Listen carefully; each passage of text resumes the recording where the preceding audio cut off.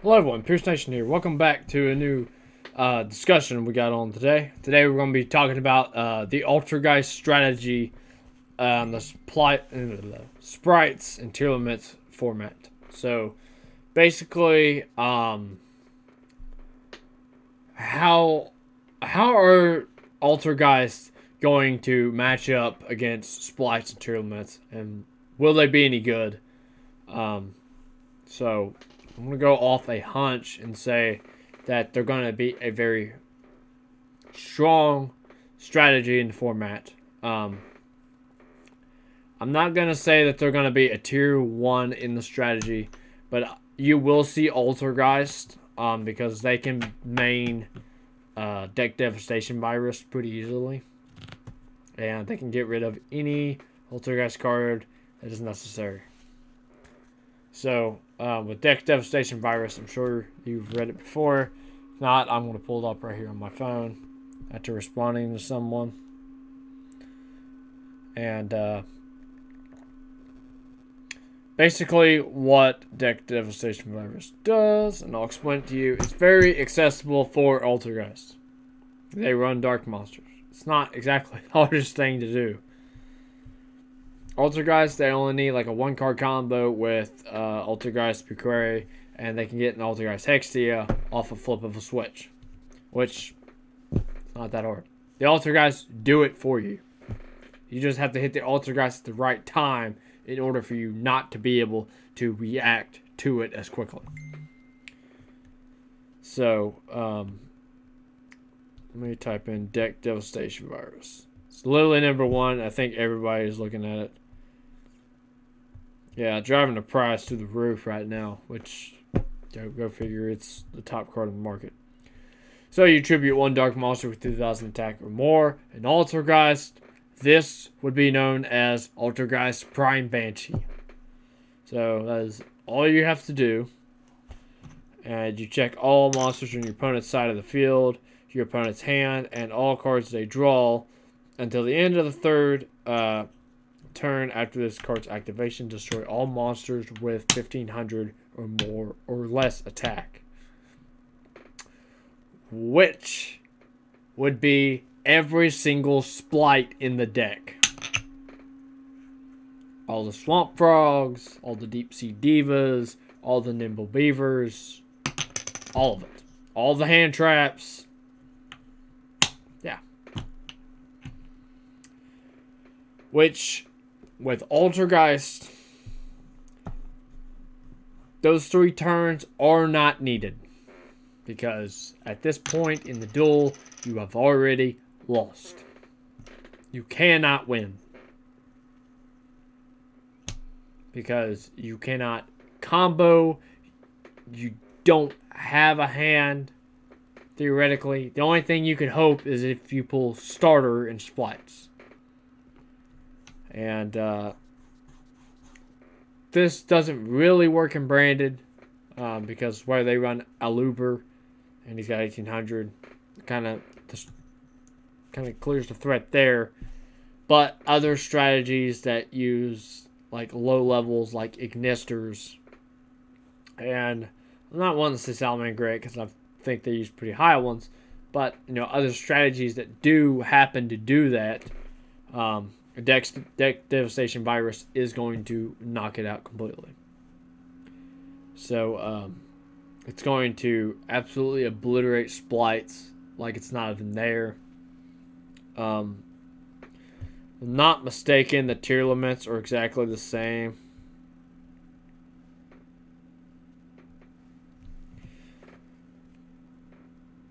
Let's see. We got 118, 116, 1800, and 115. So, if you happen to use it on tier limits, that is, you would have like a 50% chance of completely knocking them out.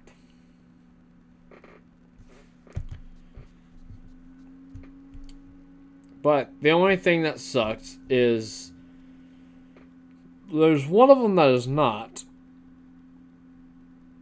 And if they're sent from deck to grave, their effects do activate. So Deck Devastation Virus is not very good against tier limits, as I will say. But back off of the topic that I got on, and back on the Altergeist. So, Altergeist, you'll definitely run anti-spell, because if you can use anti-spell, Altergeist doesn't use any spells except for Pot of Extravagance. And it uses 2 Pot of Extravagance. No more. But you run 3 of them just so you can get the 2. If you get to 1 and then you pop off the second, that's it. That's all you have to do. Because you're probably in a Prime Banshee or a Mimikant at that point. And at that point, you've won the game. With Altergeist, you use a lot of hand traps. I'm going to start using triple talent tactics, because I feel like that is a great fucking card. And in Altergeist, if you have card advantage, you win automatically. You cannot compete with Altergeist, especially if they're used right. If they're using spoofing and they're reshuffling Silk from graveyard to hand into the deck, you've lost. You can't win. It's done. Because 1, he's going to send 1 back. Second of all, Protocol is going to negate and pop 1. You're outclassed. You can't compete with Altergeist. Altergeist is the #1 deck for interruptions. The #1 deck. Second to Altergeist is Dynamorphia. Dynamorphia is great for interruption. Third to Dynamorphia, right behind it, barely, is Branded. The only reason that it's not ahead is it doesn't mean Solemn Judgment, Strike, Sonic, and cards like that, to where Branded does interrupt pretty frequently with cards like Despian Dramature and Super Poly, Branded in Red, and what's the other one? Branded Banishment. Those cards do enough on their own. They interrupt like a son of a bitch. But with Dynamorphia and Altergeist, they keep you from playing the game, which ultimately hurts you the most, because you can't do much against Altergeist. There's not a lot you can do. If you do anything, it's surprising, to say the least. Because they are very, very strong. They do not waste time at all. Altergeist are just very, very mean, very, very brutal, and they don't really let you get comfortable. So, with Altergeist, it's definitely a tier 1, tier 2 strategy going against Splites and tier limits. If you know where to hit Splites, you can knock it out easy. It's not that hard. Because you use 1 interruption and you can basically knock the deck dead on the second turn. If you know how to play through it, know how to set your board, know what cards to use, you can knock the deck dead. And it's very simple. Now, where I don't like Altergeist is it's kind of pricky at times. There's times where you pull Altergeist and you're flying. But there's times to where you're not doing so hot. The best thing you could do for Altergeist, unfortunately, is Summon Limit. Summon Limit, you can control the game. Because Splites will go 1, 2, and can't go 3.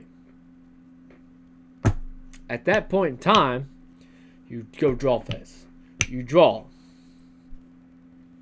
More than likely, you have used Altergeist Multi-Figure. This is the #1 card in our deck. So if you use Altergeist Multi-Figure, you should already have 1 Altergeist on the board. And if you do have a monster on the board, let's say Meluseek was the first card we used, and we used our lovely Protocol to pop it, which is all fine. We'll say we hired Druid Protocol. Okay. You pop Meluseek, it added Marionetter, Right. Okay. So we have Altergeist Silk Widows on. We have we have Altergeist Multi-Faker in hand. We have Marionetter in hand, and we have Puquari in hand. Now, where do we go with Puquari, Marionetter, and Multi-Faker? The answer is simple. You go Marionetter. Marionetter is the number one card in our deck, besides Multi-Faker. I would say it's Multi-Faker, but Marionetter does have two really good effects. One sets a trap directly from the deck, which is non-ashable. And second of all, is the ability to tribute itself or another Altergeist card on the field to special summon one Altergeist from the graveyard. Can be a link, whatever. It doesn't really matter. But for the sheer fact is, it can do that, which is broken as fuck. So, that being said, Altergeist Multi-Faker is good. Now, when you go into Marionetter, you can use Puquari to then link summon using Silk and Pook to get into Altergeist Hextia. This is where things get a little spicy. You can then go off of that, and if you, depending on what you have in your graveyard, for me, I'm going to use Marionetter's ability to tribute itself to special summon Altergeist Meluseek. Now you'd be like, why in the hell would you do that? Well, I'm going to go ahead and let you know a little thing about that sort of combo and how it works. Is when you then link off Meluseek to get into Prime Banshee, you're going to get two searches. Because Hextia is going to get a search, and Meluseek is going to get a search. Which means full combo. Unfortunately, that is what's going to happen. So, with that being said, you basically set yourself up for success. When you have Prime Banshee on, there's not a whole lot your opponent can do to really stop it, because Prime Banshee is enough. Plus, Pook's ability will add itself directly back to hand once per duel. So you're already building card advantage. You just added 2 cards. And then if you can find a way, I mean really, if you can find a way, there's many ways to do it. Trust me, I know. And you can link off to get into Memory Gant, which isn't very hard. Altergeist, they're interruption decks. They build over time. They go up links at a time. If you do it correctly, you will see results. If you do it wrong, you will not. That's as simple as that. So one turn, you could go into Prime Banshee without due process. It's not that hard. It's very, very simple, actually. So with that being said, it doesn't take a rocket scientist to figure this out. Altergeists are very powerful. They act very quickly, and they don't waste time. That's the number one thing about Altergeists, is they just don't waste time. And they use stupid cards like Anti-Spell and Sacred Village of Spellcasters that locks you out. You can't do anything. Can't activate no spells. You have to rely on trap game. Splites don't have a trap game. They don't have a trap game. If I use Sacred Village over Anti-Spell, it's going to be very easy for me to get my plays off. It's not going to be hard. Because with Sacred Village, I can automatically lock out the game. Normal summon. Done. Locked. That's it. And if I'm popping Altergeist with my own traps to special summon or to add other Altergeists, it's going to be a bad day in hell for you. Because Multi-Faker is a fucking dick. And he doesn't take a lot of time. Like, for real. All you have to do, literally, you can have nothing in hand. Nothing. You can have Meluseek and Protocol. You try to activate the effect of Sprite Blue when it's special summon.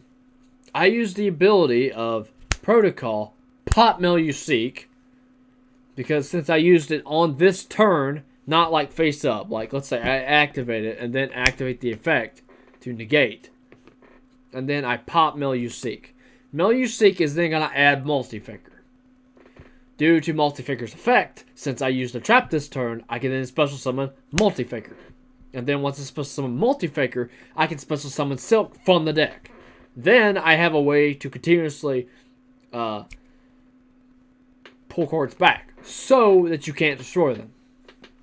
So if you're going to activate anything, I can quick effect Silk, send Protocol back to my hand so that I have 2 Altergeist on and Protocol in my hand, so I can just set it for the next turn and Multi-Figure again. Because that's what this deck is designed to do. It is designed to revolve around Multi-Figure. It is designed to revolve around Memory Gant. It is very powerful, and if you even hit this deck in the slightest, it's really hard to do. If Altergeist got any good cards, rather than the ones that they have already, Altergeist would be broken. You wouldn't be able to beat them. They interrupt so much with what they have. And they haven't even scratched the barrier. Like, they really haven't. They added, like, another Altergeist card. It's Federated or whatever. It's fucking trash. Like, you could use it once in a blue moon. That's why I don't use it. Yeah, it is the highest attack of an Altergeist monster, whatever. I think it has like 1800. Hang on, I'll look it up. But like, I think that's how much it has, right? Oh no, 14. So Marinator beats it. But basically, when an Altergeist Link monster is link summoned to your field, except during the damage step, you can target one other Link monster on the field and special summon this card to your zone that target points to. Also, for the rest of this turn, that monster is also treated as an Altergeist monster. Fantastic. Great. The problem is you're not going to be able to get that to fucking work. That's the problem. Because in order to get that to work, you have to play this card at 1. Make sense? Great.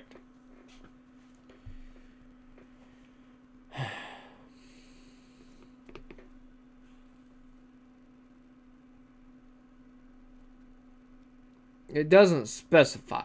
You only have to have 2 Link monsters to be able to special summon this card. Great. Not hard, right? Yeah. That's a pretty tall tax. So, do I think this card is bad? No. Reason I don't say it's bad is it does have a way to special summon itself, which is good. If you run this card, run it at 1. Don't use it anymore. Pook, use it as discretion advised. I would use like 1 or 2. I think 3 is a little overkill. Yeah, you could use Pook's ability on itself in order to get into Hexia, but you're not really getting any card advantage, which is what we're trying to do when we're doing this.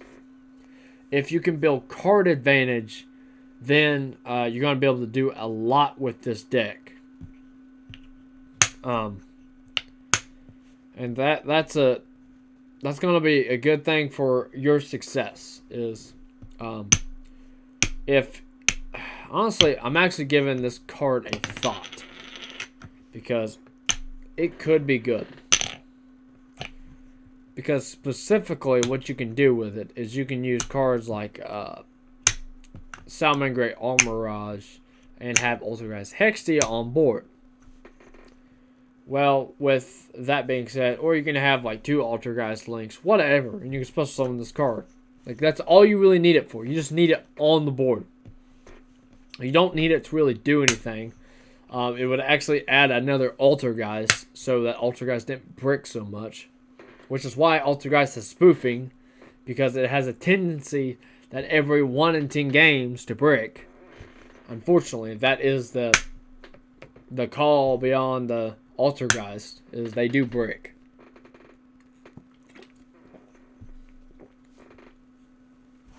They are good, don't get me wrong. I played Altergeist for a long, long time.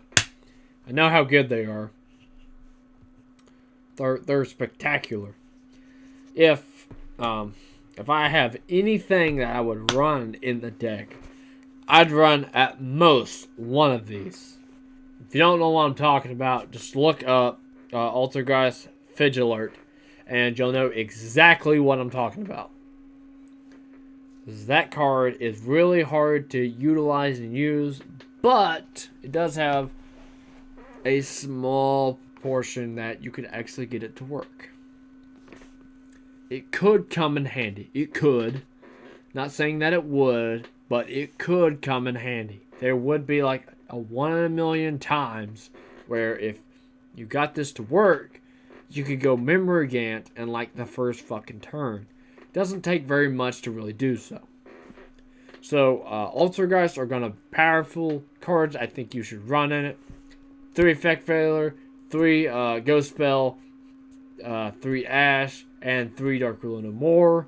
You could run triple talents, but I don't advise it because we will be using Sacred Village Spellcasters to basically lock out our opponents. And then we run 3 Infinite Permanents because that automatically on turn 1 is multi-faker. And if you can do that on your first turn, you're doing something right. So, even if you go second, you open Infinite Permanents with multi-faker, full combo. It's not hard to do. Like I said, if Altergeist got cards that like special summon 1, when this card's special summon, then you can special summon another Altergeist, that'd be broken as hell. Like more multi-fakers basically. Like that's where like you would have to start drawing a line. Like, okay, that's enough. Basically, goes a match. It's really hard when you're looking at this deck the way it is.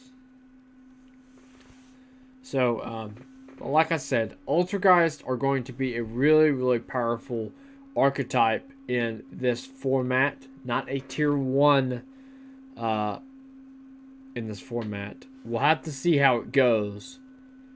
I do know how to beat splites. I know how to beat them. They're not hard. You just have to hit them like right when they start activating effects, which is not very hard. Basically, if you do use Solemn Judgment with Altergeist, which please, for the love of God, do, then you can stop the other decks in their tracks, because they're not going to be able to do a whole lot, and they're going to be struggling to survive, basically. The Altergeist has been really good for a long time, strictly because they don't play around. Anything that happens, they can quickly bounce back from. Memory Gant can get up to an unimaginable level of attack. And the more Altergeist you have on the board, the better, because you can keep your opponent from playing, which is absolutely ridiculous. I will do an update on the Altergeist deck profile and let you know exactly what cards that you should and shouldn't be using in Altergeist at this current day of the format. I think Anti-Spell might be like a side card, just so that your opponent can't break your board, because there's going to be a lot going into it that my prior deck profiles did not have. Obviously, it is a tier 2 strategy, possibly tier 1. Splites are supposed to be tier 0. I do not see that happening. I'm sorry. If you tell me splites are tier 0, I'll tell you all day you're full of shit. I've played the deck. I know what it does. I know what it can do. If it goes first, tier 0. If it goes second, tier 2. Now, the reason for that being is they have to win the dice roll, go first in order to win. Because they have to set up their board in order to really get anything going. And a deck like Altergeist that plays on both turns is going to be the deck that beats it. Because it's hard to play through when you can't get anything going. Because Altergeist, they'll keep negating over and over and over. If you get hit by something like Dark Ruler No More, which is going to be a must in this build, is going to wipe you because they will combo all day long. And you just sit there and be like, okay, yeah, that's a bit unfair. Like, how do I play through this? Because, you know, you've loaded your board. You've ensured your success to some point. To where Dark Ruler says, nah, I don't think you're going to play today. And then once your monsters are gone, none of the sprites have any graveyard effects. So if you happen to main Lightning Storm and something like Altergeist, combo, gone. You can't get it back. That's just it. Once you get hit by Lightning Storm, it's done. That's all it takes. You clear the board. They have one Altergeist. They use the effect. Great. Fantastic, right? No. What it's going to do is it's going to kill you because you can't get back into the game. You have to hope to God that you pull either starter or blue. And if it's the only card in your hand is blue, you ain't doing anything. You're dead. Because the sprite cards, unfortunately, have to be special summoned to gain their effects. More specifically for Sprite Blue, who I'll look up right now. Sprite Blue, right here. Going for $99.99 a copy. If this card is special summoned, you can add one Sprite monster from deck to your hand. Okay. It has to be special summoned. If you have anything that locks this out, dead. Automatically. You can't play it.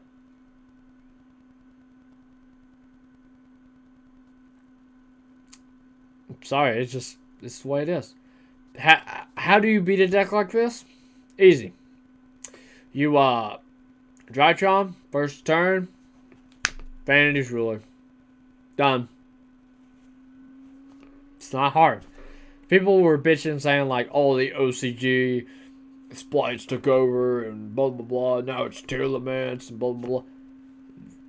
Tearlaments have a run. But splites, no. Splites goes second. They're tier 2 deck and they're not very good. If somebody hits totally awesome, that deck is going to go down quick. Because all you have to do at this point is stop Gigantic and game. That's it. Because Gigantic is the only other thing that's going to lock you out. It's all it's going to do. And in Altergeist, it's not really going to be able to do that because it's going to function on your opponent's turn. Which in turn is going to be bad for you. Because, well, you're like, well, if I change Gigantic Splite to Multi-Faker, that is fantastic. The part you didn't think of is Infinite Permanence, Effect Failure, Solemn Strike, Solemn Judgment.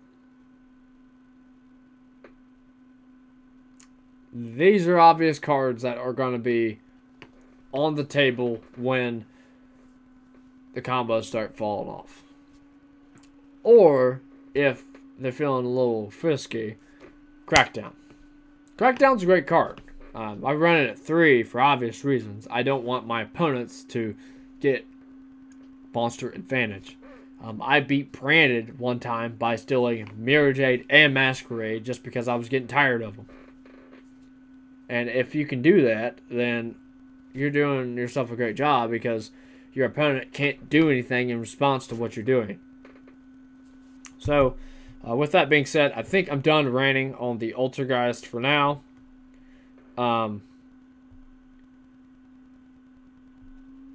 Wait, what? What's that for? Hang on, I'm confused.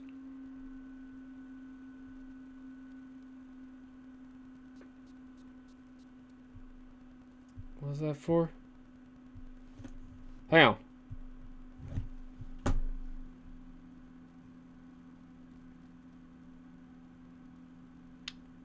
What is this? Oh, Speed Duel. Speed Duel came out with the ban list. Oh, I thought it was ours. I was like, oh shit. Apparently they came out with a ban list. Neat.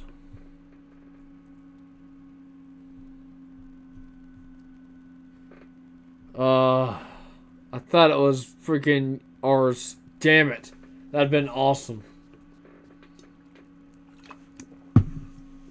But yeah. I think I'm done ranting about Altergeist for a little bit. So, expect Altergeist to be featured on the channel here shortly. I don't give up on my decks. I constantly build them and make them better. And most of my decks I have are tier 1 and tier 2 tier 1 and tier 2 format warping decks. I try not to waste my time with anything under that. Now I do every once in a while, like Red Eyes.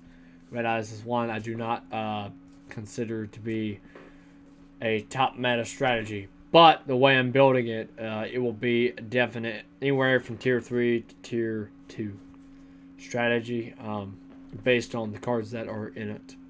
Can win given the circumstance, so do not count Red Eyes out. Because there are cards that will change the game. Dark Ruler No More is a big card.